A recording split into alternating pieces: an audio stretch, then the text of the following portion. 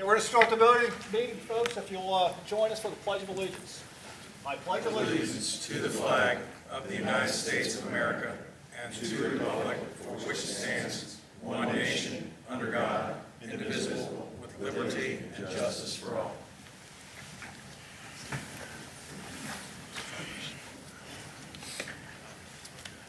Okay, Mr. Campbell, let the record reflect that both Mr. Dills and I are here. And just an update on Mr. Lowe, he had some kind of heart surgery procedure today. He has come out of it successfully, and he is currently recovering.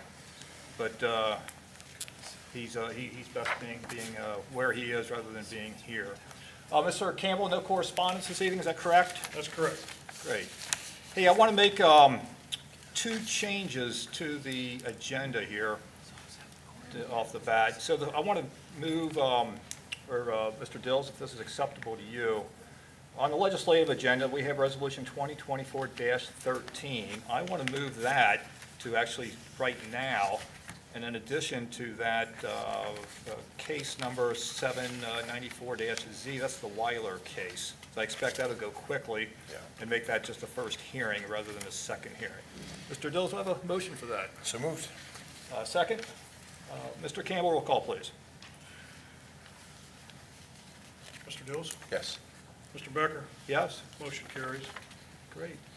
Okay, then under proclamations and special presentations, Karen Spradley. Come on up to the podium and tell us, frankly, just tell us why you're here. Fill us in, educate us. Educate you? About therapy animals in general, yeah. Can you all hear me? I talk loud. I'm a retired teacher, so you have to. We're with Pet Partners. Pet Partners is a nationally, I don't know, it's national, and it's a therapy organization for therapy dogs. So we visit hospitals, nursing homes, schools. Judge Schreiber and I set up the only juvenile detention center therapy dog program in the state. We do 911 call centers. We attend disasters like the tornado in Goshen. We have visited schools where there have been suicides from the students. We go to Christ Hospital. Is Tracy. This is Tracy Kenny, and she's an experienced assistant for me. And this is Maureen, her mother, Maureen Goddard, and she's also an experienced assistant. Maureen has Jeep. Jeep is a darling pit bull. I do have to tell you one story. I was giving a presentation, and everybody had the books. She sat Jeep in a chair, put on glasses, he's looking down at the books. It was wonderful. You have my glasses. And this is Skittles. Skittles is deaf, so we do allow deaf dogs. There is not a species that we ban, but we don't train just dogs. There's not a breed that we ban. No, there's not. 9 different species of animals: dogs, cats, birds, guinea pigs, pot-bellied pigs. They're the best breed animals at libraries. They have the intelligence of a 3-year-old. Domesticated rats, which I don't know if I can evaluate one because I have a hard time getting past the tail. Rabbits. We have a wonderful Flemish rabbit this big that visits, say visitor. And we do miniature horses and standard horses. Where do they visit, you say? As big standard horse? Normally, it's usually outside of maybe a assisted living, and they bring the people out to the horse.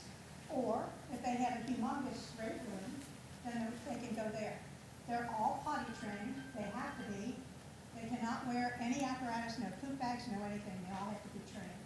So in an essence, that's what we do. And we're there to lower blood pressure. When you pet this dog, if I took your blood pressure before and after, you would see a difference. And it lowers the pain threshold for people. So as long as they're petting the dog and they were in pain, they're in less pain now, but they have to keep petting them, so we can't leave them at the hospital. Does anyone have any questions for us? You have an idea of what they do now. They're for the people.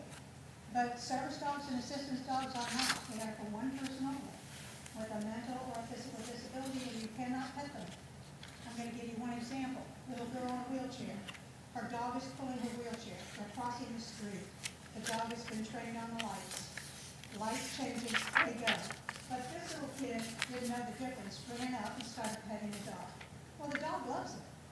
Lost all sense of what he was supposed to be doing. They're hit and kill backfire. So you cannot pet one of those. But these are for yours, for everybody. Is that about good? Yeah, that's great. That's good. Thank you. Okay, with that, I am going to make a motion then to pass a resolution 2024-13, which is declaring April 30th, 2024 as National Therapy Animal Day in Union Township. Do I have a second for that, Mr. Dills? Second? So discussion, any questions or comments from Ms. Spradlin or? Ms. Spradlin, thank you for being here tonight. Pretty cool. You don't get this very often, so to get an insight of what you do. But I appreciate you very much, and just know you're making a difference in our community. It's great. Well, we hope that the police invite us over for de-stress day, or we. Yeah. And the same with the fire department, because we're trying to build up Clermont County. Yeah. I live in Clermont County, down the road, right? But Hamilton County is saturated, Northern Kentucky is saturated. Why isn't Clermont County? Because you don't know about us. Well said. So now you do. Well said. Well said. And I'm sure Chief Reese will get right on that. So, but no, we'll make that happen. I love that. Love that you're here. Very much. Appreciate you. Appreciate it. Absolutely. Thank you. So you're all available to, work with the police and Yes, we fire are. and work in the Great. I love schools that. and wherever necessary as necessary. That's awesome. That's a wonderful service. I think Corey has my information, Okay. right, Mr. Wright? Yes, ma'am. Okay, and then just contact me and we'll be up. I love it. If you need 5 teams, if you need 6 teams, whatever you need, you just let us know. Okay. Thank you. All right, well, don't go anywhere. We're gonna present this motion to you in just or this resolution to you in just a moment. Okay. Any further discussion? We ready to vote? Then we're ready to vote. Roll call, please, Mr. Campbell. Thank you. Mr. Becker? Yes. Mr. Dills? Yes. Motion carries. Great, awesome.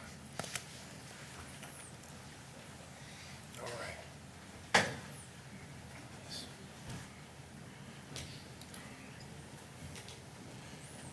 Oh, that's so nice, John.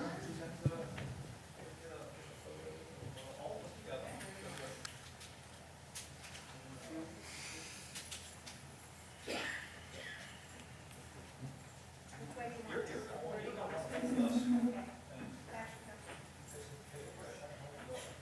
No, we're not allowed to pass the leash to anybody else. Yeah. When they're working, No. we can't drop the leash. Insurance, and all of that. Pet Partners covers us under their liability insurance, so. They're always working when people are needing it. Face that way, Karen. Karen, over there. Oh, sorry.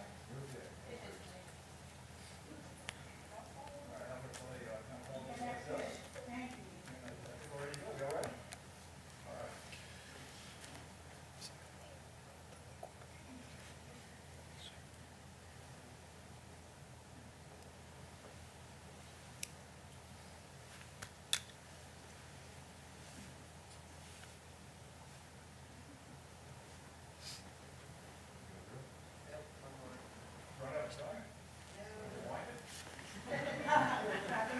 It's kids going blurry.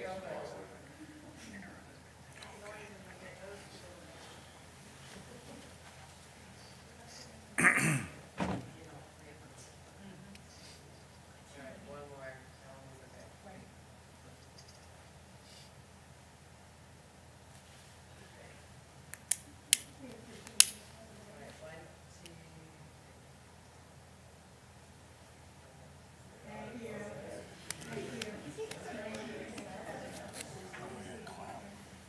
Thank you. Thank you, John. Thanks to all of you. I'm gonna expect to hear from you. Be in touch. Thank you all very much. Thank you.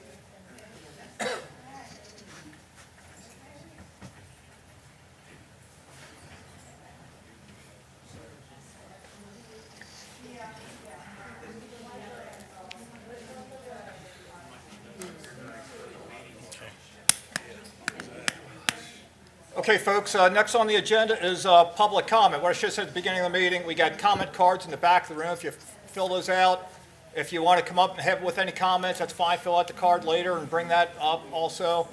Or if you wish to speak for either of the public hearings, We also need a public card for, a comment card for that, please. So is there anybody for comment cards other than the hearings? Anybody? Doesn't look like it. Okay, we'll move on. Okay, personnel actions are none, is that correct? That's correct. Oh, correct. Yes, sir. Okay, which one? It's in the case. We have two cases. That- We still got a while before we get there. Let's see, department reports. Mr. Clements, or Chief Clements, what's going on in the fire department? Thank you, Mr. Becker. In the month of March, the fire department responded to 124 fire and service calls, 524 emergency medical responses, make patient contact with 511 patients, resulting in 394 hospital transports. The fire department completed 939 hours of training.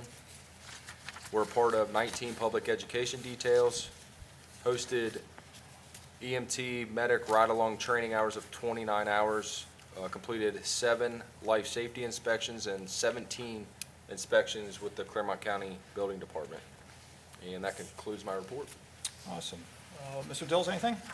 No, Chief Clemens, good job. Appreciate you very much. Thank you. Yeah, indeed, let's move on. Chief Reese, what's going on in the police department? Thank you, Mr. Becker. In the month of March, the communications, in the area of communications, the dispatch center handled 4,396 calls for service for police, fire, and EMS, and 5,576 total calls. Our records section processed 428 juvenile and adult court-related documents for court. They processed 102 court notices requiring officers' personal appearance in court. Processed 5 Rule 16s for the prosecutor's office. They did not issue any vendor permits, handled 153 public records requests, and redacted 33 body cam videos. In the area of public relations, officers conducted 3 public relations events during the month of March, which included a career fair at West Clermont High School with over 1,800 students taking part in, and participated in an Easter parade in the polo fields and hosted a citizen rider.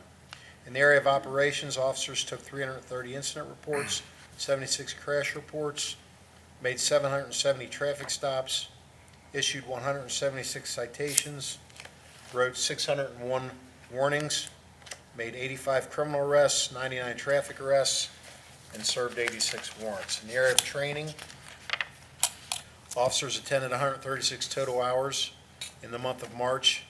And with regards to the Honor Guard, they continue to practice every other week in connection to their annual trip, every other year trip to Washington, D.C. That concludes my report, sir. Great, thank you. Mr. Dills, anything? Yeah, 2 things. First off, I love how 770 traffic stops, and we issued 176 citations, but 601 warnings. I just like that we don't, second chances. We're not just going out and giving out tickets willy-nilly. I like that. But earlier today, I was at the 911 call center dispatch, board meeting today that I sit on, and it was neat to hear, because we take all of our calls right here in Union Township, and then Loveland takes their own, and then the rest of the county does the rest of the county. And so it was just neat to hear how the other 2 call centers operate and how we can work together, and it was good. So, but that is all I got. Great, thank you. Yep, no problem. I just had a thought to follow up with Mr. Dill's comment about the tickets and the warnings. And, a lot of the public may not realize this, but one of the key differences, or I'd say an advantage of a township over a municipality, when I say municipality, I mean villages and cities, is that when it comes to traffic citations in a municipality, that's a source of revenue. And depending on the municipality, it may be a very large source of revenue. So they're motivated by money to write tickets. In a township, it's not a source of revenue. I mean, what they get, or what the township gets from a citation is minimal, and it's certainly not worth the trouble to be sitting on a corner in a speed trap trying to make money. So it just doesn't work that way for a township. Thank you, Chief Reese. Thank you. Mr. Taylor, what's happening in the Services Department? Thank you, Mr. Becker. In the Cemetery Division, from March 1st through the 31st, 17 burials were performed, generating $425. 22 resident graves were sold, generating $15,400. 3 non-resident graves were sold for $5,100, and 6 columbarium niches were purchased for $10,400. And 2 cremation scattering gardens were sold for $1,200. The total amount generated for the period was $47,148. In the road division, a total of 32 work orders were completed on township roads, and 167 potholes were repaired over a total of 22 streets. And in the Parks Division, staff continued the daily maintenance and cleaning on the township parks and facilities, and new playground mulch was added to the playground at Mount Carmel Park for 100 yards, and playground inspections were performed, and all necessary repairs were made. And that concludes my report. Mr. Dills, any questions, comments? What's your thoughts on Klepper Park and playground, pickleball courts? When do we expect to be good green light? There's a chance that, well, they've already started the turf Yep. on the playground set, and they have already started the final stages of the pickleball court. If we have nice weather next week, there's a chance they'll be done next week with both projects. Great. So that's my hope. I drove by there this past week, and the playground's looking awesome. I mean, it's state-of-the-art. I love it. And the pickleball courts, I mean, I think we can host some tournaments there. I mean, it's nice, it's big, and it'll help alleviate Veterans Park some, because it's always packed out there. Yes, it is. Yeah, and so my 6-year-old son, he played flag football the past 2 years, but this year he's playing tackle, and he's got his first practice over there next week, actually, so at Klepper. So, Nice. yeah, That'll be so, good. but I'm excited to spend a lot more time there, so looks good, looks great, so, Okay. yeah, that's all I got, sir. Keeping the township looking good. I did recently get a comment, or I should say a compliment, about how responsive and how quickly that you'll fill potholes. And, people driving through these things every day, and they'll eventually damage a car. Yes. Once they get reported, so, note to the public, if you got a, pothole of the month club or something, let us know, and it will promptly get filled. So, appreciate that. Thank you, sir. Thank you, sir. Mr. McCormick, Planning and Zoning. Thank you. For the month of March, we had 42 inspections for code enforcement, 8 complaints, 3 unfounded complaints, 2 warning citations, 3 15-day non-compliance letters, 2 30-day violation letters, 6 cases resolved, 327 illegal signs removed, 24 miscellaneous issues, 12 violations for the monthly total, and 9 re-inspections of violations with no nuisances filed.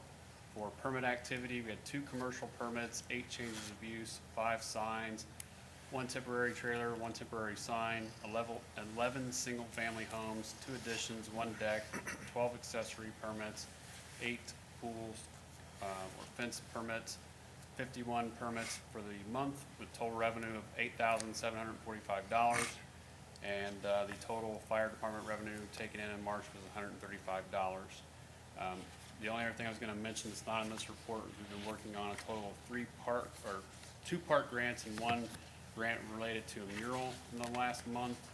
And we just submitted the 1 grant to the county, which involves seating for Veterans Park, and we're turning in another park grant for Mount Carmel improvements for CDBG money, and then we turned in a grant proposal for a mural that would, if it moves forward, would be on the cinema side of the Jungle Gyms complex. All within the last couple weeks, we've been working on all that. Okay. Mr. Dills, anything? Yeah, seems like a lot, but it's actually dropping the number of illegal signs. So kudos to our team for doing that. Can you go ahead and just give the blessing to pull any illegal political signs now? It's been long enough, and so any of them that are in the right-of-way, obviously private property is no go, but any that's in the right-of-way, it's time. They had plenty of time to get their yard signs down, so let's yank those. We try to give leniency during, election time, but it's time to get them removed. But a good job. I saw your zoning signs you put out by Weiler, and good job getting those out quickly enough, because I know we're voting on that tonight. And So good job putting those onion signs out, so that's all I got, sir. Yeah, just on the topic of those political signs, I grabbed a couple of them myself Did you? last week. And, yeah, so I mean, I'm at the point where, yeah, you get a certain kind of grace period, if you will, and Yeah. and then, you know, if they're not pulling them, you know, a month after the election, I'm going to get them myself, and they're not going to get them back. They're going to just hit dumpster. So where it's safe to pull over and grab a sign, I'm doing it. Okay, so next on the agenda is the administration report. Administrator Wright, what do you have for us? Sure. Thank you, Mr. Becker. The Ohio checkbook is updated through March 2024. I would also indicate Mr. McCormick has worked to finalize the various JED board, after the appointments that the board made, to go ahead and schedule those. The majority of the JED boards will occur on Friday, the April 12th, and then there will be one other JED board that meets on Friday, April 26th, and those will be noticed. I am pleased to report that the TID has the bids back for the Champions Way Road, Storm, and Waterline project. And that project, the low bid came in at just over $1 million. And if you recall the IGA, that's more than $500,000 less than what our total outlay was. So that's a significant positive development on that. Now, following up to that, we're still waiting on the cost estimate for the sanitary sewer. Mr. Taylor, I believe, had a spirited conversation today with the engineer of record on that, trying to get that cost estimate finalized. Pleased to report Lisa is actively working on the 2024 summer newsletter and the event calendar, with the event calendar finalized now. Some of the upcoming information is already on our website. I did provide the board with a link. You can navigate to that through our website. In addition, the farmers market, we continue, I guess we've got some new vendors this year, so that's positive. So interest continues to remain strong on that. One question I get frequently is, when is Outback opening? So they have advised that they will have they're planning a tentative grand opening sometime in May, most likely Mother's Day weekend. And in addition, they're coordinating with the Chamber of Commerce for a ribbon cutting event there. Work continues on the Elmont Drive drainage project. Mr. Taylor and I, we worked on had to dust off an old easement form that we used for a prior project. We have to get an easement for that to make sure that that project is designed appropriately and functions properly. So that will continue. And we will bring that before the board when we, as we move that forward. Junk Days, just a reminder to everybody, not to steal the board's thunder at the end of the meeting. Spring Junk Days, April 18th through the 20th. Again, that's a very popular event in the township. Fireworks planning is well underway. We're meeting monthly now. Mr. McCormick mentioned that we do have several grant applications tonight. The board has a resolution to consider, which is a CDBG authorization for CDBG grant funding for Mount Carmel. This is for the parking lot project, so we're requesting roughly $200,000 in grant funding with an approximate $90,000 local match. And if you remember, we got some property deeded to that, and one of the biggest challenges with Mount Carmel Park is, the parking. There is some parking that's probably 600 plus feet away. It's hidden. This will be directly across the street and allows us to expand that amenity there. And CDBG, actually, I believe, was some of the funding that helped get Mount Carmel Park to where it is. So it's been a good source of revenue for that. Also, Mr. McCormick referenced Clermont County Parks Grant. The county has a Parks Grant program. We applied for some decorative seating around the pavilion and the lake there to kind of take advantage of those vistas, the wooded views and the lake and that. It sort of dovetails in with a Nature Works grant that would pay for the concrete seating area. So right now the tables are just sort of on concrete pads, but we want to improve that because, the ducks wear the grass out, the people wear the grass out, and we want it to look nice. And these tables are permanently affixed to the concrete. So it sort of dovetails in, and our local match on that will be less than $5,000 if we're awarded funding. Mr. Taylor did provide you with an update on the Klepper Park improvements. I'm glad that there's been some progress in that regard this week. So we'll hopefully that will continue. And, I know Mr. Taylor's been working with Patriot Engineering to procure a grant opportunity to assist with the decommissioning of the Glen Willow Dam. For those of you who don't know, Glen Willow is over there off of relocated Klepper, Buxton, pretty large facility, and that is a regulated installation. And finally, just wanted to update the board. So if you think back a couple of years, we successfully applied for pedestrian improvement funding through OKI for a significant amount of sidewalks on Bach Buxton. I'm pleased to inform you that we had a scoping meeting this week with the county and ODOT to go through that. We do have to take some LPA, local project administrator courses. Mr. Taylor assures me that he will, make sure that he attends those. And those are virtual training opportunities.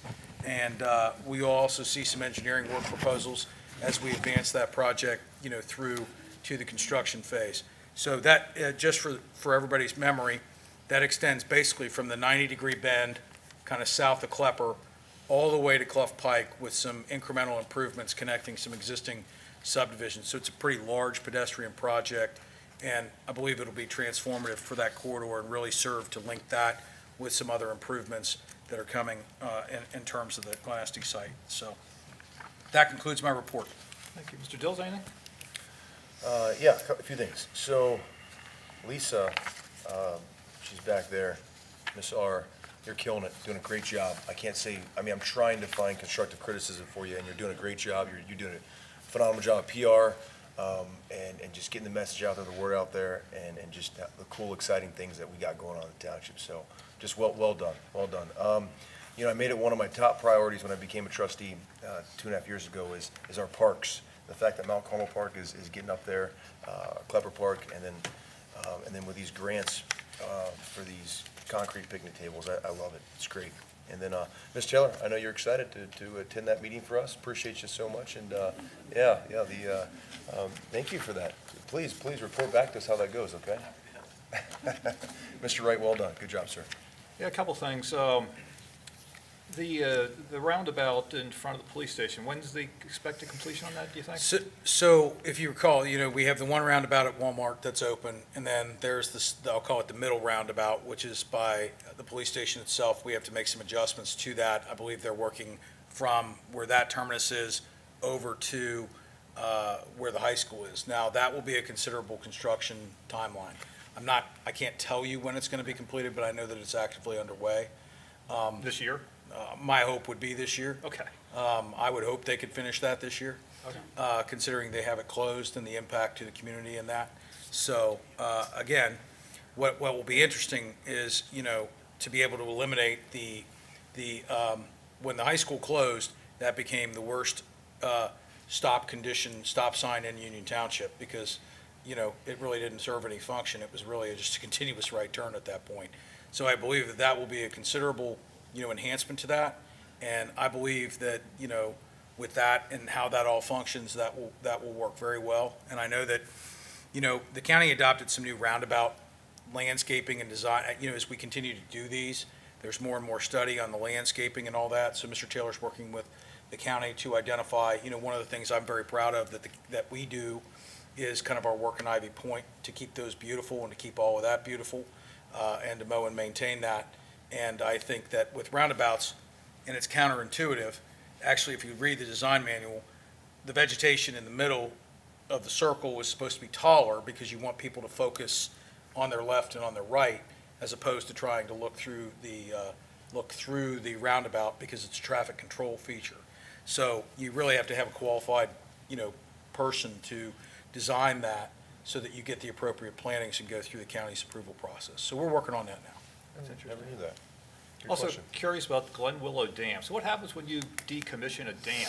What happens, all that water and the dam itself? And- Yeah.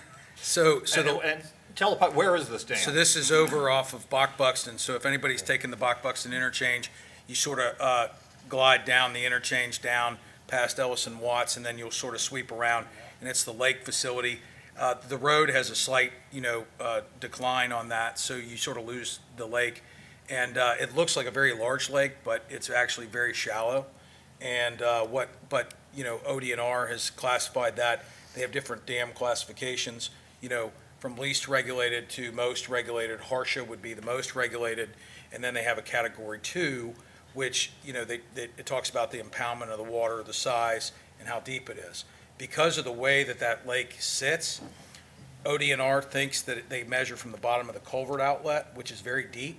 The reality is that it's not that deep. It's 4 4 feet average, 3.5 to 4 feet average depth all the way across the facility. So it's actually a very shallow, facility in that. So when they deregulate that, there's a process, so you can breach it, which means you have to remove, you do a controlled drain and release on that and remove the spillway and all that. The spillway there, I think you could land jumbo jet aircraft on it. It is massive. The alternative is you keep it as a regulated Category 2, and then you have to go through an inspection process, which involves significant improvements like the installation of a mechanical lake drain, the replacement of the spillway, and all of that. So that could be a considerable investment in that. Because the decommissioning effort can also be expensive, you can't just drain it and leave the silt to dry. You actually have to remove it and do these things, and that's why we have Patriot Engineering involved. Personal experience, I worked with Patriot Engineering on the Chestnut Street abatement when I was at the city of Loveland, and they successfully procured the grant there for the city and helped us manage that project. That was about a $4 million total project. So they are, second to none in the region. And if there's funding, and ODNR and Ohio, they have funding out there. I believe it's the H2O program. So they will actually, have grant monies available to do that decommissioning if you are able to demonstrate some other objectives like water quality benefits and other things like that. Now, we're still looking at the detention. That facility, it's hard to explain. It has some limited, potentially, maybe some limited retention, but the way that it functions, if you observe it, is it's almost water in, water out, because except in the really hot, dry summer months, every time it rains, the water runs over the spillway. So, and it sort of laps right at that point. So, it's a very detailed process to go through that, and it has to be approved by ODNR. I believe they approved a proposal to breach it, but again, that can be very expensive because not only do you have to remove all of those things, you have to do it in a controlled fashion, and then you also have to get rid of the sediment that's there too. So, this is an opportunity to go after grant funding through the state to try and, offset those costs for the township. Wow, that's very interesting. Yep. Okay, shifting gears on you. So you mentioned Champions Way. So just kind of a refresher for the public. Where is Champions Way? What's it all about? What are we doing there and why? So Champions Way is a new roadway, stormwater network, and water line that serves an industrially zoned area off of Round Bottom Road. If people think about where Hamilton Safe was, that project, that it is in that vicinity directly across from Barg Salt. So that project is to build a new public street there and extend utilities approximately 1,000 feet back or whatever, and kind of deal with some grade issues in that. And that will open up that property for future industrial development. So with that project, when we did the Hamilton Safe project, we were able to put that property into, prior to the ownership of that changing, we were able to put that into a tax increment financing district and a joint economic development district. And so, with the opportunity for that, you'll have additional development jobs, et cetera.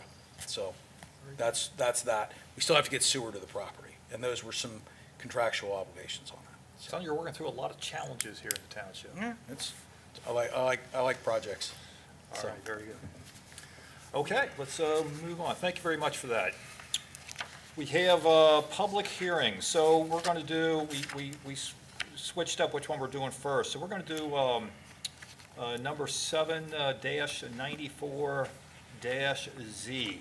So is there any proponents to speak on that zoning case, on that hearing? Yep, come on up, sir. I need to swear you in. You don't want me to do my presentation first? Oh, I'm sorry. Stay in the front row. Yeah, my apologies. Go ahead. Thank you. So, case 794Z, the owner applicant is Mountain Agent Eastgate LLC. Site's on Klepper Lane. Parcel number's on the slide here, 1.629 acre piece.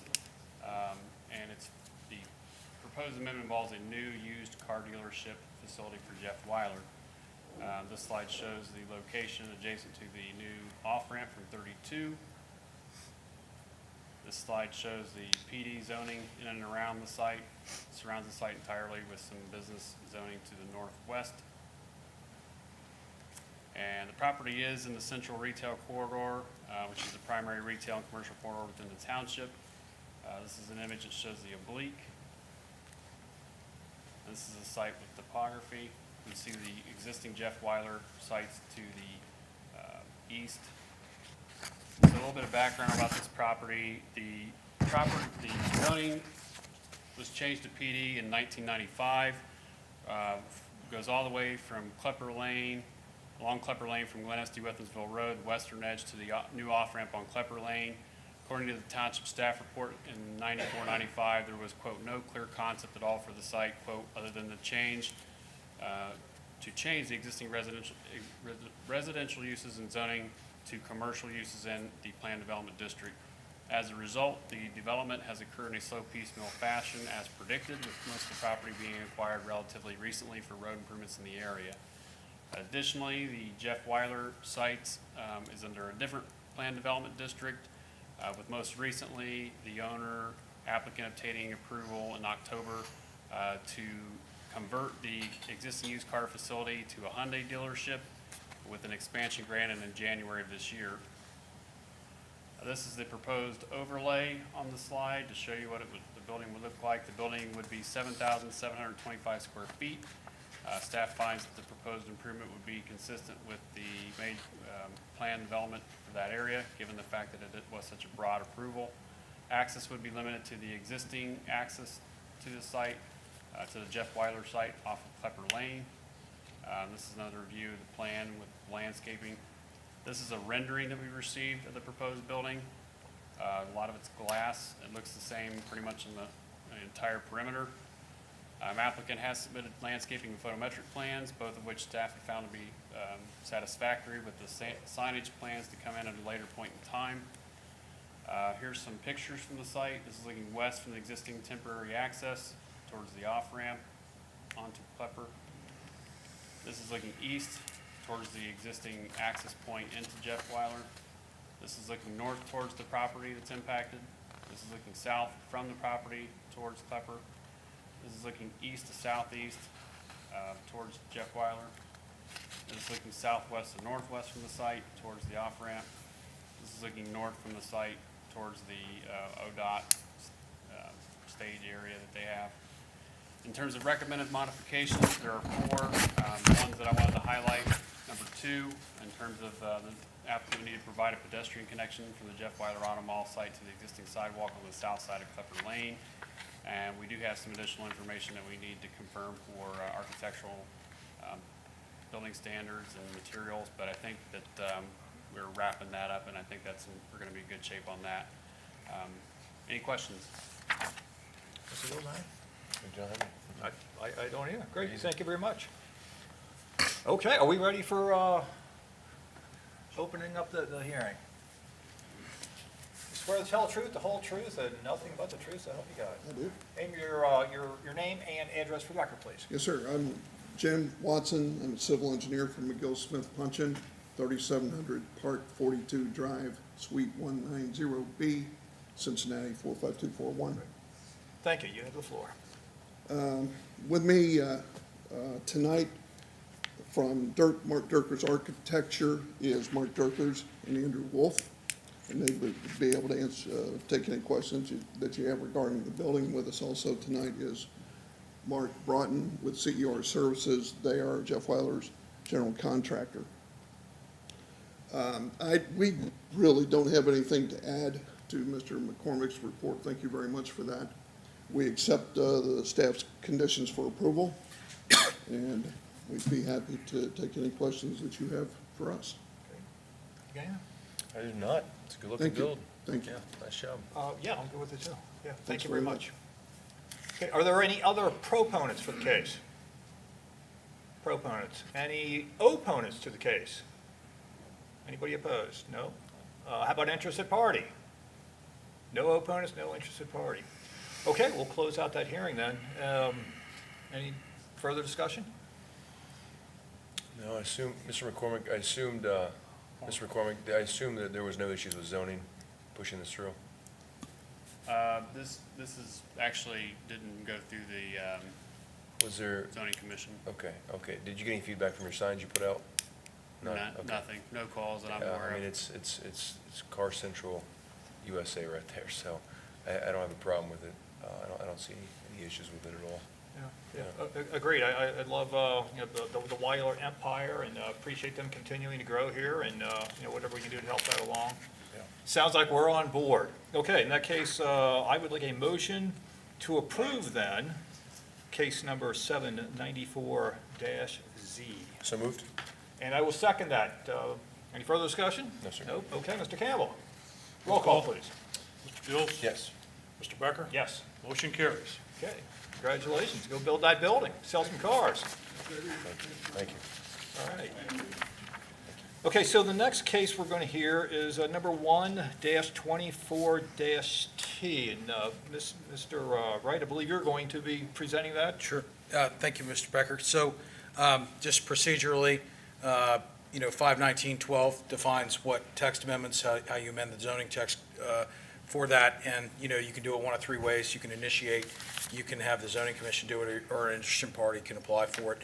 And, we initiated that, and so the zoning commission met to review the text amendments to regulate medical and recreational marijuana dispensaries. So, as you're aware, the township's had a sort of a protracted history here. We've done continuing moratoriums, kind of figuring this out, and we have sort of a initial tranche of regulations to recognize that, we have 2 medical marijuana uses now, and, with the state putting forward regulations, there are going to be some additional, recreational uses, and we have no idea how they are going to regulate those, and we could end up without guardrails, many more.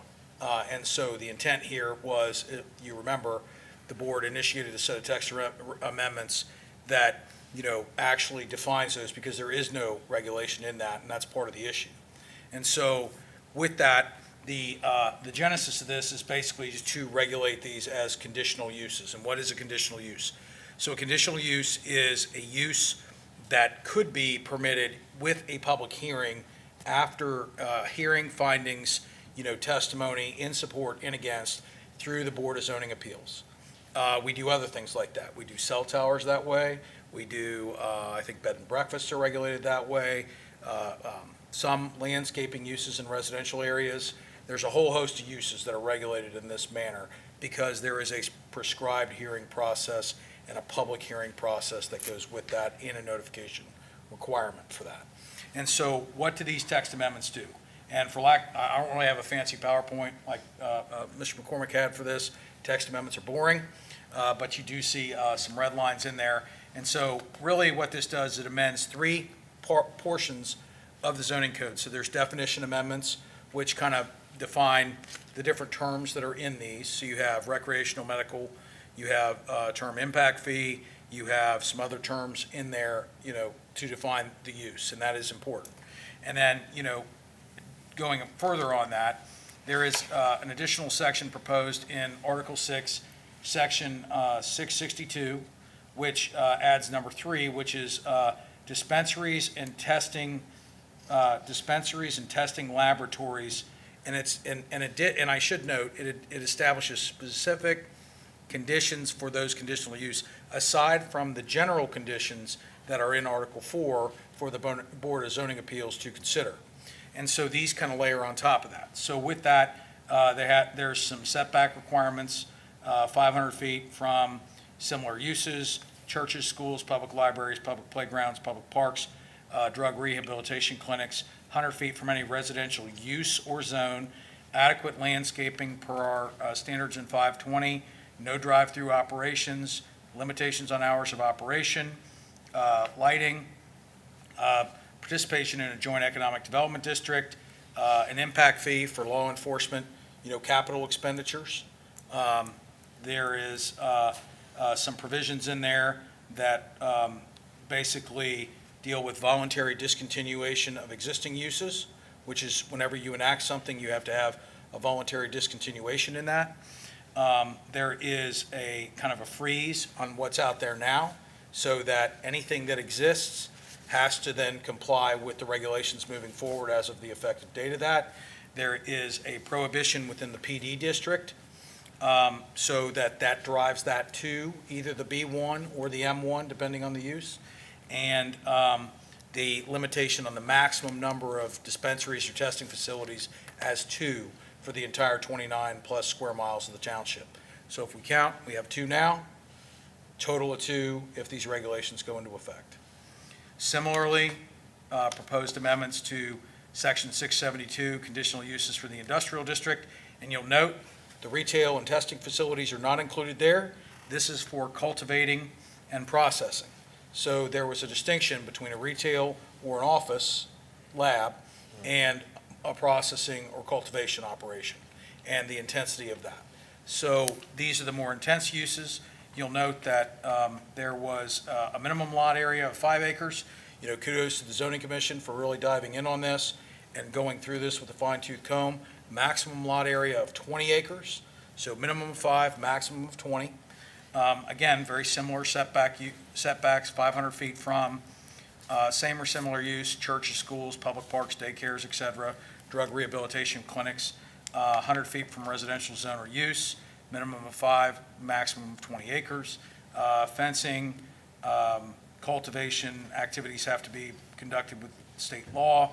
Adequate screening, landscaping, no drive-through, hours of operation limitations, participation in a joint economic development district, impact fee for law enforcement capital expenditures, and again, the same provisions about fixing the uses that are in time, making sure that everything from the effective date forward has to comply and go through that process, and again, a prohibition in the PD district.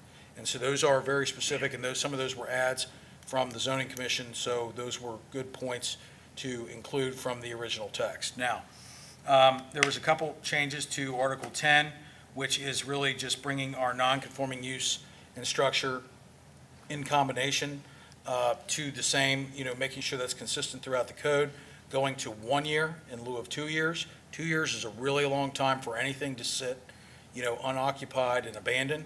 So reducing that to 1 year for anything that's township-wide is a good step to sort of make things, make sure we get things, the intent is that things live by the zoning code. So we want to make sure that we're, leading that charge in that. So that is what that does. So, with that, the zoning commission recommended unanimously for adoption of this. And at their March 27th meeting, they had a hearing. Nobody came to speak. That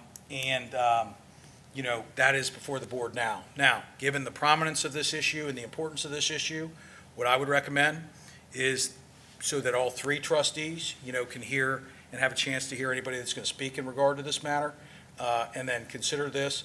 I would recommend that we continue the hearing in progress this evening to allow for all 3 board members to not only hear public comment from this meeting, assuming our video works, and it looks like it is, so that'll be archived and available.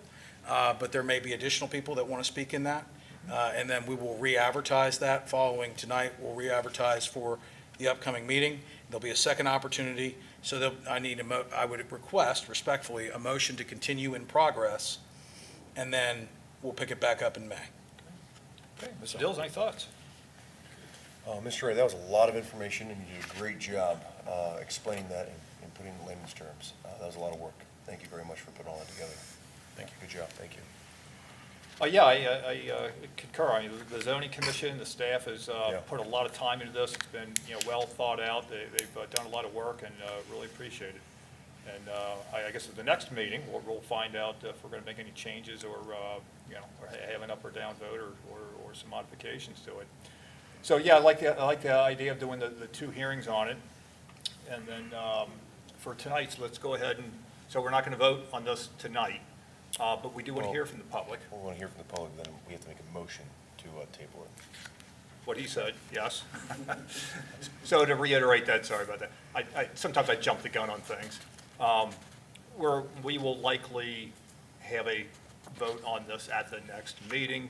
That will be confirmed in a few moments.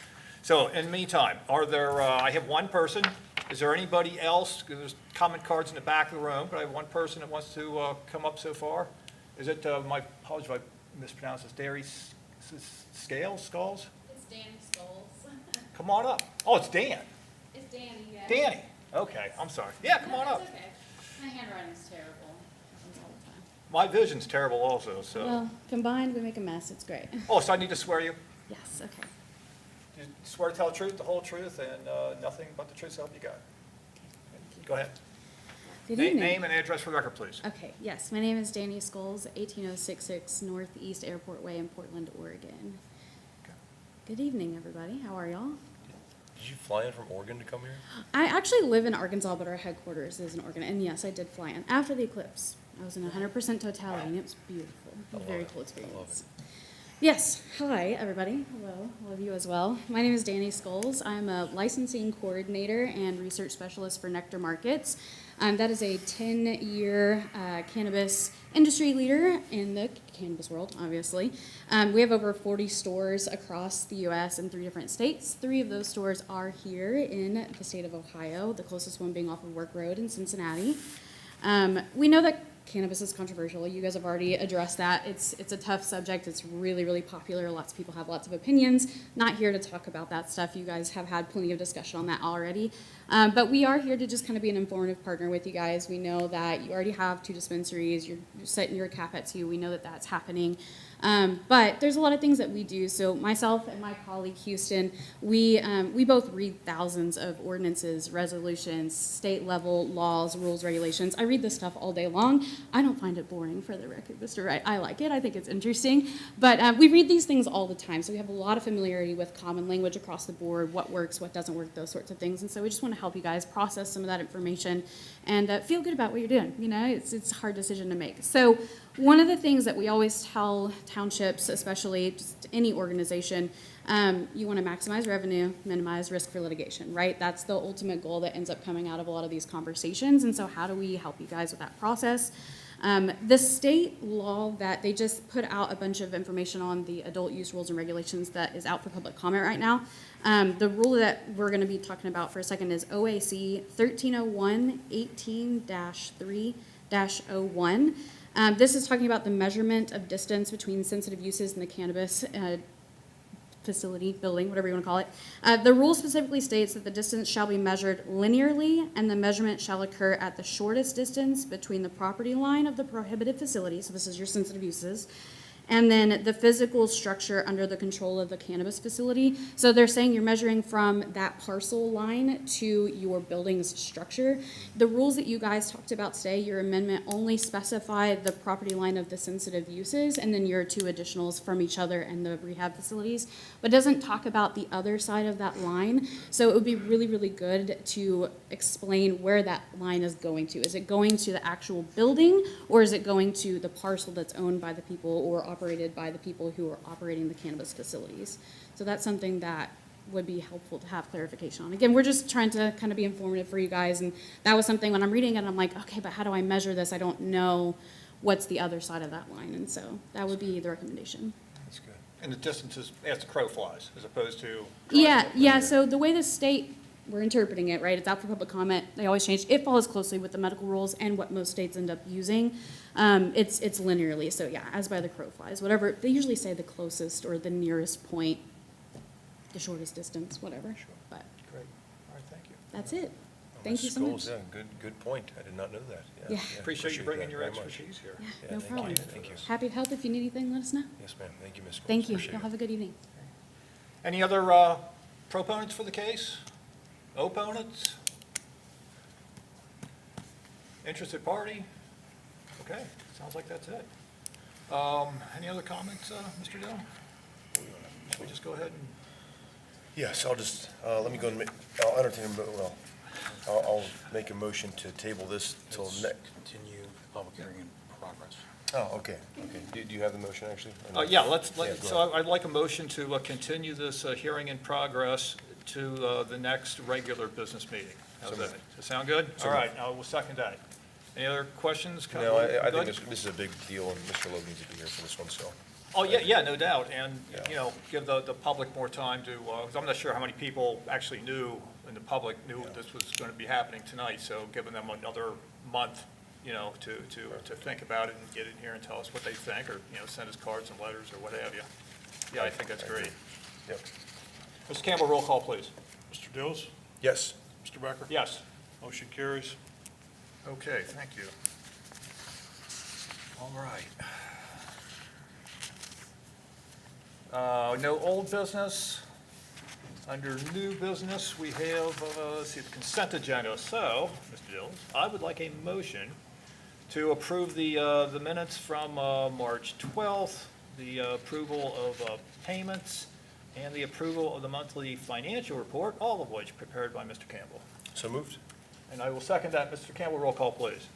Mr. Dills? Yes. Mr. Becker? Yes. Motion carries. Thank you. Okay, under B for the motion agenda, we have purchase orders over $15,000. Mr. Wright, what can you tell us? Yes, sir. Let me go through my paperwork. I got a bunch of it here.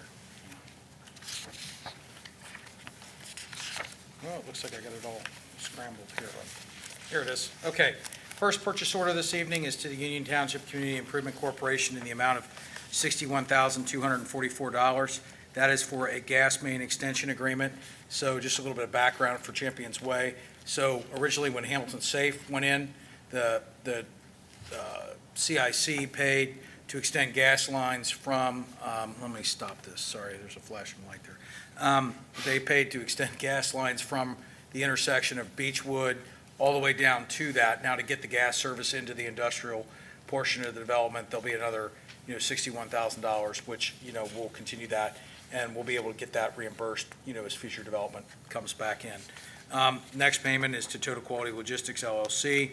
This is for the January 2024 Economic Development Reimbursement in the amount of $31,541.20.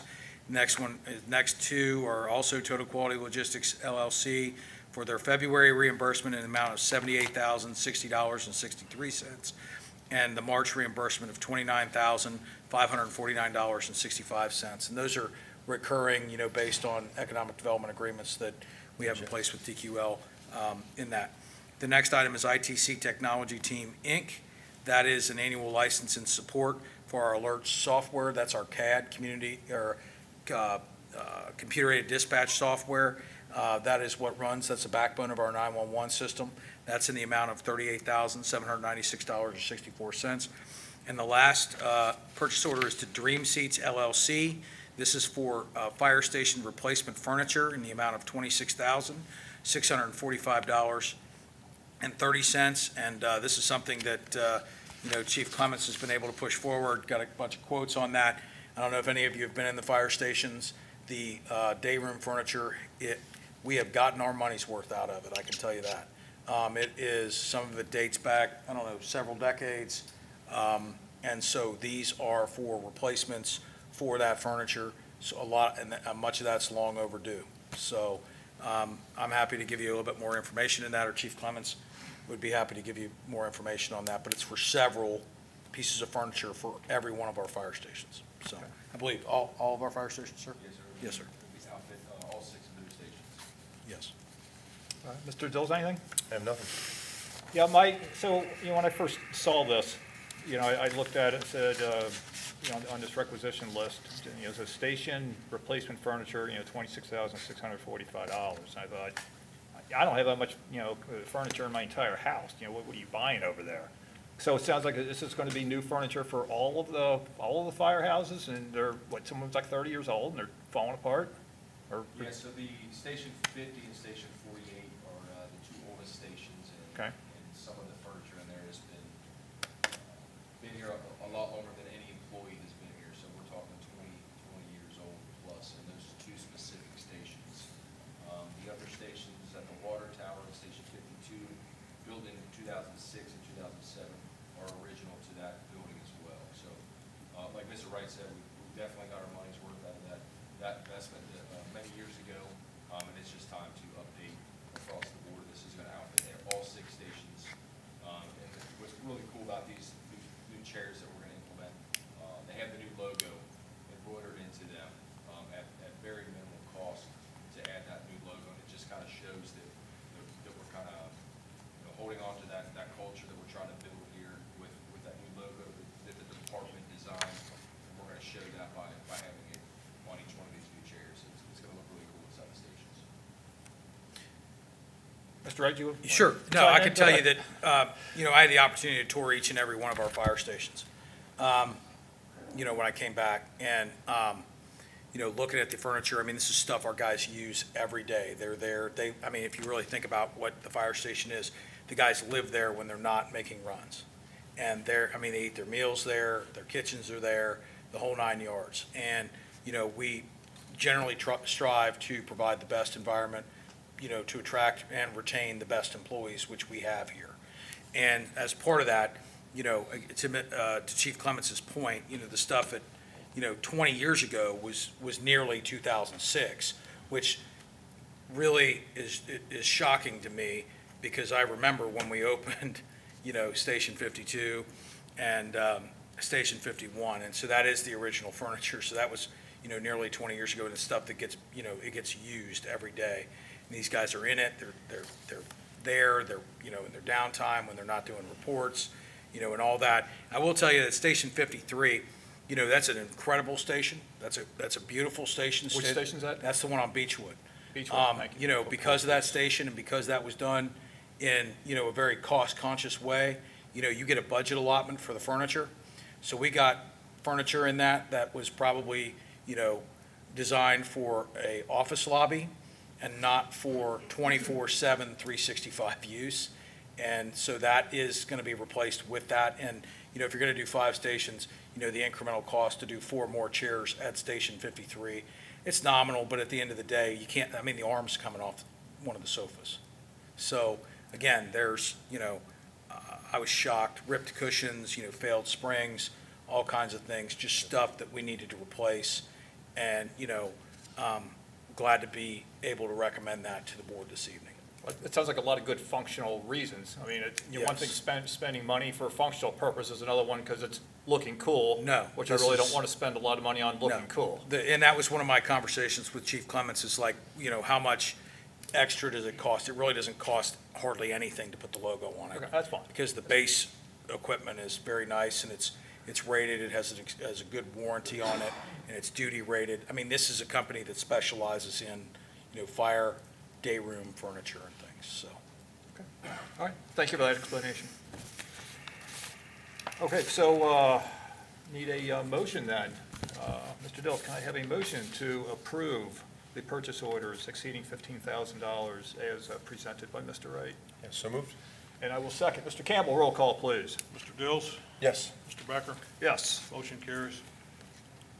Okay, so down to the legislative agenda. Let's see, we did the first one, we moved that one. So the second one then is 2024-14. Mr. Wright, what's that about? Yes, sir. So this is the CDBG grant application authorization. Part of the CDBG program checklist is we need authorizing legislation for that.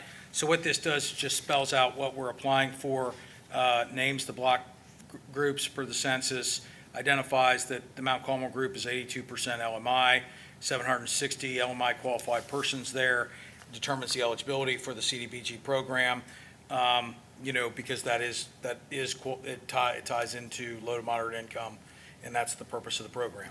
And so what this does, it defines what the grant amount was, and then the remaining funding, which is the total cost, $290,191, and that is for, parking, curb, gutter, sidewalk, some sidewalk connections to our existing parking lot. It's behind it's kind of buried behind the mounds. And then landscaping, and I believe there's a water line connection for future expansion there as well. And Mr. McCormick actually put a copy of the parking lot layout, 20 spaces right across from the park. That's the biggest challenge of Mount Carmel Park. You drive by it, where do you park? So this puts it right there. This gives us the opportunity to expand that amenities to the other side. We got almost an acre there. I could envision having restrooms there, maybe being able to get another pickleball court if it's still popular, going after grant opportunities to do that, and we'll aggressively pursue those things. So, so this would establish, give us permission to apply for that, local match in the amount of around a little bit over $90,000, and then to request $200,000 in grant funding to do this. And a lot of that's, your curb, your gutter, your sidewalk, the asphalt, it's not cheap. You get the stormwater improvements there. We have to do it to moderate detention requirements, landscaping, again, If it's a township facility, it should look first class. I think we do a great job of that. So, the goal is to go after, if we're going to do a project, I prefer to try to do the whole thing as opposed to piecemeal it in, and the grant provides us with an excellent opportunity to do that. So respectfully request your consideration this evening. And what does CDBG stand for? Community Development Block Grant Program. Okay. And that's for moderate and low-income areas? Yeah, it's in order to be eligible, an area, a census tract or group has to be at least 51% low to moderate income. So the township's been very successful going after this. We procured some emergency generators for a couple of our fire stations a few years ago, which was good because they serve predominantly low to moderate income areas, specifically 48 and 49, I believe. Matt, that was 48 and 49, right? Was it 48 and 49? Yes, yeah, 48 and 49. Which ones are 48 and 49? Ohio Pike and right across from Eastgate Mall. So those both qualified. We've had, again, I referenced Mount Carmel Park. There was a CDBG grant a long time ago, even before I was here. I believe prior grants coordinator, Mr. Seacrest, was involved with that. And so we've been, we go after those things. Sometimes we're successful, sometimes we're not. But, you can't get the grant funding if you don't apply.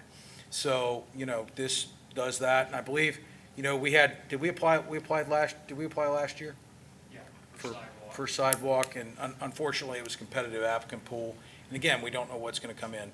Usually, in my experience, the need outstrips the amount of money available. So, there's a pretty complex scoring process.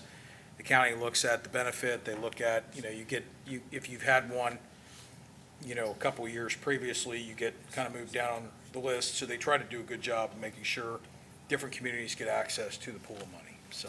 I agree. All right, Mr. Dill, is that anything? I have nothing. Okay. In that case, I would like to have a motion to adopt Resolution 2024-14, authorizing the filing of a grant application for CDBG funds for fiscal year 2024. Yeah, so moved? And I will second that. Mr. Campbell, roll call, please. Mr. Dills? Yes. Mr. Becker? Yes. Motion carries. Okay, number 3 on the list, Resolution 2024-15. Mr. Wright, what's that about? Actually, I'm going to defer to Mr. Campbell, but I can give you a brief explanation. We're doing amended appropriations. As you recall, in the March meeting, we had a presentation on the ARPA money. So, part of that, I referenced that, in order to actually be able to spend those monies, you have to file a certificate of amended resources with the Budget Commission. They have to say that, yes, you are going to get those reimbursements back. Once they approve it, then Mr. Campbell and his team prepare an amended permanent appropriation, because you can't spend it until it's appropriated. Mr. Campbell? Yeah, anything you'd like to add on that? Excellent explanation. I like to do these. This is where we're getting money back. So again, this will modify Fund 50 by the remaining $140,000 in reimbursement grants. So this is for the pickleball courts and the playground equipment. All right, thank you. Mr. Dills, any questions, comments? No, good job. Okay, in that case, I would like to have a motion to adopt Resolution 2024-15, approving an amended 2024 permanent appropriations resolution for Union Township. Yeah, so moved? Second, Mr. Campbell, roll call, please. Mr. Dills? Yes. Mr. Becker? Yes. Motion carries. Okay, the next one, number 4, we did that. Number 5, the resolution is 2024-17. Mr. Wright, what's that about? So this is a resolution approving the Clermont County countywide 911 final plan. Ohio Revised Code 128 talks about the need for a county 911 plan. Mr. Dills made reference to that. I actually sat in on that via Zoom. I did turn my camera off so that they didn't have to look at me in the meeting. But it was basically, it's a requirement of revised code that any county that has a 911 system has to go through this planning process. And so with that, they did a good job putting together the plan, as Mr. Dills indicated. There's three PSAPs in the county. Those are basically service providers. That's Union Township Communications, Clermont County 911 Center, and then Northeast Communications. And they all serve to back each other up. But it also talks about how calls are routed, what happens when the power goes out, or telecommunications go down or the fiber goes down, and then those calls sort of seamlessly get rerouted and moved around and all that. And with that, the police department got a chance to look at the initial plan that we received. The resolution that references an initial plan from March 27th. We're under some pretty tight timelines to approve this. I actually think we're sort of behind the, not us, but I think the process is sort of behind the curve. So we're bringing this to the board this evening, particularly because we have a 911 center. I feel like it's important for us. We have the plan. Nothing's really changed. They've looked at it. There'll be, some modifications to the wireless fund allocations, but really, it really just defines how, the 911 system in Clermont County operates. So, and it's a requirement per ORC that after the 911 Commission reviews it and approves it, and they voted unanimously to approve it, then the townships and the villages and all that have to take action on it as well. Sounds good. So that's what's before you this evening. Mr. Dills, any questions, comments? No, Mr. Wright did a good job, and then voluntarily, once, because we will be meeting once a year, so we scheduled another one for end of January, I believe, was that right, Mr. Wright? February February, that's 4th, 2025 at 2 o'clock. Yeah, Yes. of course. Mr. Dills, do you sit on this program review committee? I was on it today. Okay. Yeah, Any and, stories to tell there? No, Okay. none, and, but Nothing exciting. I appreciate Chief Clemens being there as well, and Okay, good. a couple other representatives with us. But basically, our dispatch manager, which is Officer Grimmel, correct? Chief? Sergeant Grimmel, yeah. So, and a representative from our fire department team will meet with Loveland and the county once a quarter to just make sure everyone's on the same page. Because here's the way it works is if you call in for an emergency, you're going to get our dispatch center. But if all of our dispatchers are on the line, it's going to roll over to the county. And then if the county is being bombarded by phone calls, it gets rolled over to us in Loveland. And so we all kind of work together as a team. And so they're going to meet once a quarter just to make sure everyone's on the same page, make sure in case like for example, when the tornadoes happened in Goshen, I mean, things kind of went haywire and stuff hits the fan, and we all want to make sure we're on the same page. So once a quarter, they're going to meet, and then once a year, we'll meet to go over call center, so. All right, very good. All right, with all Okay. of that then, I would like a motion to adopt resolution 2024-17, approving the Clermont County 911 final plan as recommended for adoption by the Clermont County 911 Program Review Committee. Yeah, so moved? And second, Mr. Campbell, roll call, please. Mr. Dills? Yes. Mr. Becker? Yes. Motion carries. All right, the last thing, last resolution on this list is 2024-18, nuisance abatement resolution. Mr. Wright, I believe this is a repeat offender, is it not? Yes, and so Mr. can you tell McCormick, us? Mr. McCormick and his team did a good job on this, but I can tell you that we've had, in my prior position, when I sat in Mr. McCormick's chair, we had to go after this property a couple times. It's kind of a habitual offender in that vegetation, overgrown, we've had some enforcement action there when zoning on some other issues. And so this, again, it's got to the point where I actually believe, is it in tax foreclosure, or there's some issue with that? So it's delinquent. So obviously, again, that probably points to some issue there. And so how this works is, again, if they don't respond to the certified mailings and all that, then we go in and take care of it. We assess it to the tax bill, and then it gets collected. If they're in foreclosure or whatever, it can be a delayed collection process, but typically, we're able to absorb that and carry that for a brief, and we always get it back.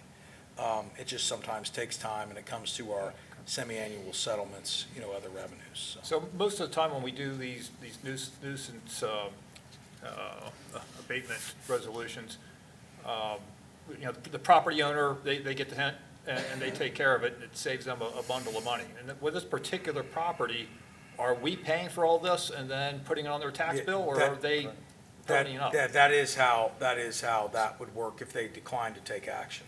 Well, that's my question. Are they declining to take action No. historically? So they've declined to take action to this point. Okay. And then this is the final step before Okay. we get to go in and do that.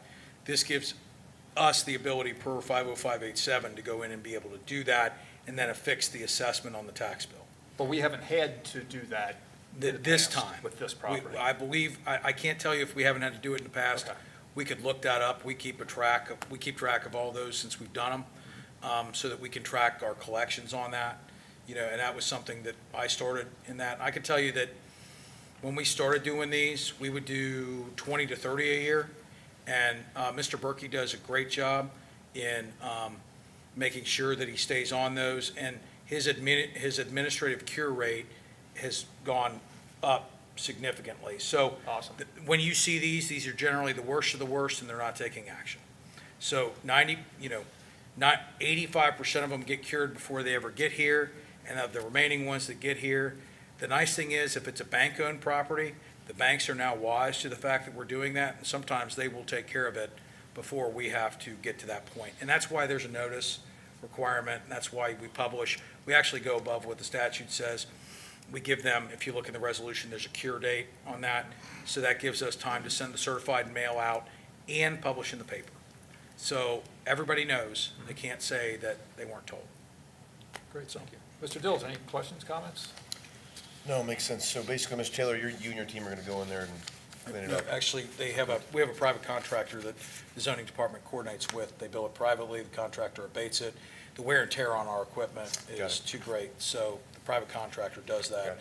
And we pass that on with some other fees for the legal and all of that that go through that. I am good, Mr. Baker. Okay, in that case, I would like a motion to approve of Resolution 2024-18, authorizing the abatement and removal of vegetation, noxious weeds, garbage, trash, and debris pursuant to Section 505.87 of the Ohio Revised Code at the following property. Just one. 4817 Powderhorn Drive, Cincinnati, 45244. Yep, so moved? All right, second. Mr. Campbell, roll call, please. Mr. Dills? Yes. Mr. Becker? Yes. Motion carries. Okay, so the next meeting, so it is, Oh, I was going to bring that up, about the conflict with the next meeting and the honor guard trip. Just for the board. Yeah, Perfect. that's Okay, where I great. was going. Go ahead, Mr. Wright, tell us No, what's going on with I it. just, looking at the calendar for May, the honor guard trip is going to be in May, falls in the week of our trustee meeting, so I would, it might be a good idea if we move that meeting, which is, I believe, the, May 14th. May 14th, that we look to a different date to move that, either the week prior or the week after. I think that, we can handle it either way, and just keep it on a Tuesday or whatever, since everybody knows we have them on Tuesdays.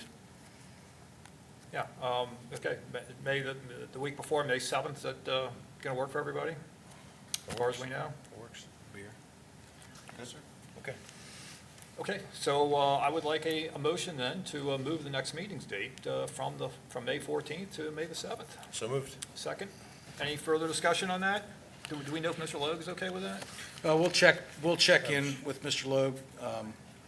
Is that okay? Is that okay if we check in with Mr. Logue?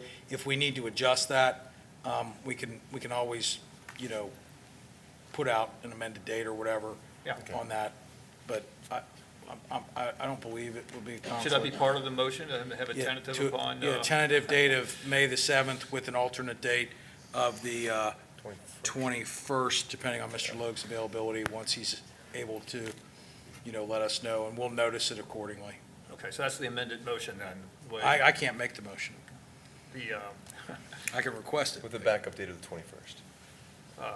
yeah, so we're going to amend the motion to go with the 7th, if that doesn't work, or the 21st, upon further investigation of the trustee board. Is that right? Okay, Perfect. that was moved. So moved? Seconded. Mr. Campbell, roll call, please. Mr. Dills? Yes. Mr. Becker? Yes. Motion carries. Okay, comments from the board. Mr. Dills, what do you got? Yeah, I want to apologize if I seem like I'm off my A game tonight. I'm not sure if I'm losing my hearing or what, but up all night, my left ear's bothering me pretty bad, so I'm a little off my game today, so apologize if I haven't been as vocal as I normally am. Mr. Logue had texted me, for anyone that was wondering, he did have a heart procedure today. He's out. He said he's going to discharge shortly, so hopefully he's home by now. But wanted to, kind of interesting, so he says his issue stemmed from electrical activity in his veins that connect to his heart to make the heart short circuit. So literally electric in his veins or lightning in his veins is what he said. So, Wow. but he's doing well, and he should be back home tonight. So wishing him well and prayers there. Hopefully everybody had a wonderful Easter, and I got to make my rounds at every fire department and our police station, but actually, Chief, every one of our officers were out, so I didn't get any donuts, I don't think, but the girls in the call center, the dispatch center, enjoyed them. But I went to every firehouse, and I thought it was just gonna be a quick trip, just to stop at every one. I think I started at like 10 o'clock, 10:30, and I didn't get done till after 2:30. And, I mean, but we got to just talking and having fun, and so just appreciate our guys and gals that work, especially on the holidays. You know, we're at home with our family, and it's Easter, and they're out working, so appreciate that very much. Lastly, I'm just gonna be selfish for a minute. It's pretty neat. My 9-year-old daughter, it's kinda neat, you know, living here in Union Township, and she, to put in perspective, she's a very competitive gymnast. She's on Team USA, and she goes Tuesdays, Wednesdays, Thursdays, and Saturdays from 6 p.m. to 9 p.m., so she doesn't get to bed till 9:30, 9:45. And then Tuesdays is a two-a-day. She's got 6A to 9A, and then she shows up late to school every Tuesday.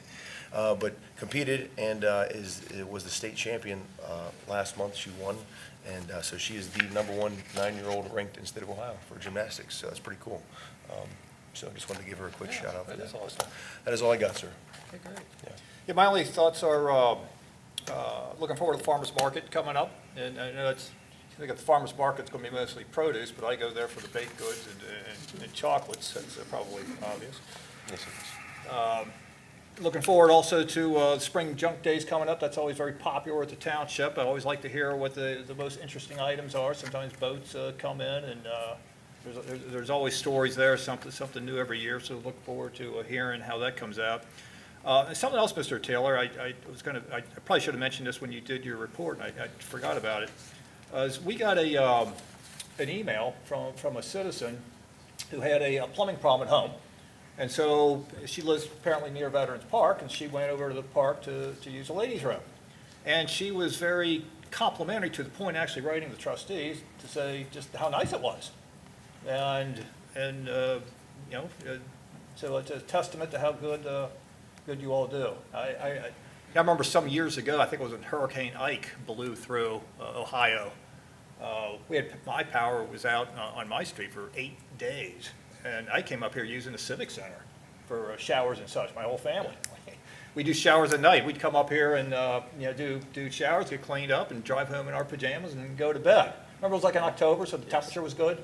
So we didn't have any heating or cooling problems at home. So, you know, point being is, our facilities, whether they're here at the Civic Center or, you know, at the parks, I mean, they're available to the public for emergency purposes. You know, this all belongs to the public. And so, you know, it's open, you know, as needed.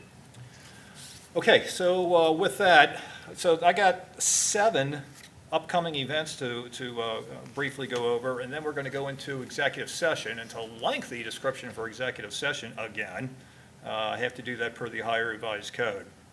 So the first item I got on here, 7 of them, Crime Stoppers Community Drug and Drop Paper Shred event. Is going to be at the Furniture Fair. That's coming up on April the 13th from 8 to 12. Donations to Crime Stoppers are accepted but not required. Second one, Parks Recreation Committee meeting will be held on Tuesday, April 16th, 6 p.m. at the Civic Center. Junk Days, April 18th through the 20th from 7 to 5.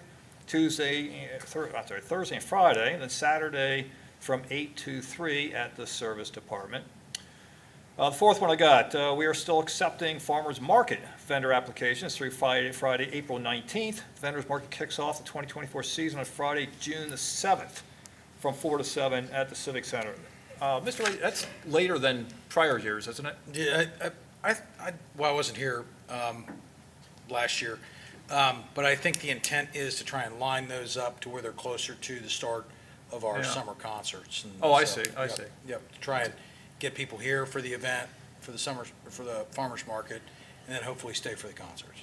Ah, that does make sense. And I do remember in past years, there was kind of an issue with it just being too early, and the produce is still out in the field. You know, they're having trouble getting it in. All right, where did I leave off? So the fifth one here, family movie night. We got one being hosted at Veterans Park. It's going to be Saturday, May the 11th. The movie starts at 9 p.m., or I guess dark, thereabouts, in that time frame. And the title of the movie, it's a family-friendly movie called Trolls Band Together. Two more items here. The annual family catch and release. That was a popular event. We did that. A fishing event hosted at Clermont Park, Saturday, May 18th, beginning at 9 a.m. Registration opens at 9 a.m., and the fishing event starts at 10. And the last item here, Union Township Police Department is hosting a second women's self-defense class in April at West Clermont High School on April 12th for the West Clermont High School students. So parents in the room with kids in the school, you might want to have them sign up for that. Okay. Next item, we're going to break into executive session. So when we come out of executive session, we're not going to discuss anything, we're not going to vote on anything, we're just going to adjourn. Welcome to stay if you want, or, you know, if it were me, I'd be hitting the road. So, Mr. Dills, I would like a motion to enter executive session pursuant to Ohio Revised Code, Section 121-22G as follows. I got a full page to read. So the first item, so there's two items here. So the first one is preparing for, conducting, or reviewing negotiations or bargaining sessions with public employees concerning their compensation or other terms and conditions of their employment pursuant to Ohio Revised Code, Section 121-22G4. And the second reason, this is the lengthy one, there's a subsection A and a B to it. To consider confidential information related to the marketing plan, specific business strategy, production techniques, trade secrets, or personal financial statements of an applicant for economic development assistance or to negotiations with other political subdivisions respecting requests for economic development assistance, provided that both of the following conditions apply. A, the information is directly related to a request for economic development assistance that is to be provided or administered under any provision of Chapter 715, 725, 1724, or 1728, or Sections 701.07, 3735-672, 3735.70, 5709.40, 5709.43, 5709.61 to 5709.62, 5709.73 to 5709.75, or 5709.77 to 5709.81 of the Ohio Revised Code. I wonder if anybody ever looks these up.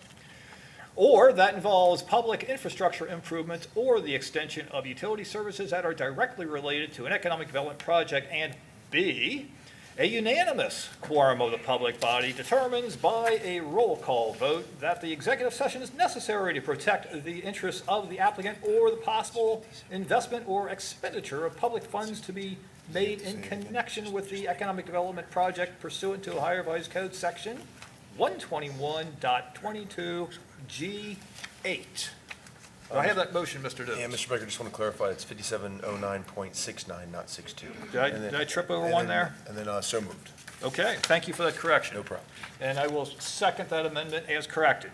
Mr. Campbell, roll call, please.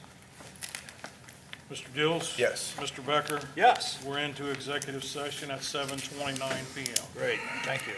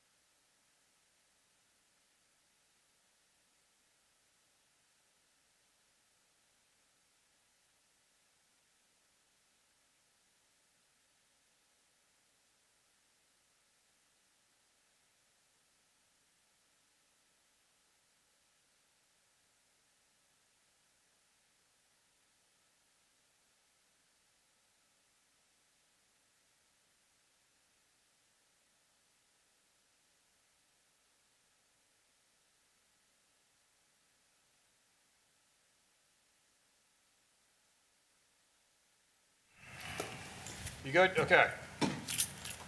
Mr. Dills, I would like a motion to come out of executive session with no action taken. So moved? Second, Mr. Campbell, roll call, please. Mr. Dills? Yes. Mr. Becker? Yes. We're out of executive session with no action taken at 9:15 PM. Mr. Dills, I would like a motion to adjourn. So moved? Second. Mr. Campbell, roll call, please. Mr. Dills? Yes. Mr. Becker? Yes. We're adjourned at 9:15 PM. Thank you, gentlemen. You love that gavel, don't you?